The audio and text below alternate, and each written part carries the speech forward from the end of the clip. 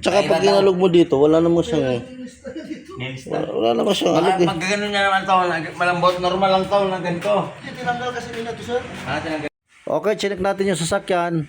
Ayan. Chinek natin yung tie rod end, ball joint. Wala namang kaalog-alog to mga bossing. Kaya, yun, dinala sa atin dito para sa second opinion, ano. Ang daming gustong papalitan. Tie rod end, ball joint. Ayan. Kung ano-ano pa. Kaya, chinek natin. Wala talagang ano to eh, sira eh. Ang problema nito mga boss, pag ano, nagre-reverse, may maingay lang daw. Nag-check din tayo dito sa kabila. Wala namang alog mga bossing. Ayan oh. Oh. Diba? Wala man lang alog. Oh. Makikita nyo naman dyan kung may alog yan dyan. Oh. Kaya ito, titestingin natin to. Okay? So, kung makikita nyo dito sa kabilang side, wala rin talagang alog yan mga bossing. Oh. Yan yung idol natin. Si Brother Richard. Pogi ng lahat yan. Ayan o, tinan mo.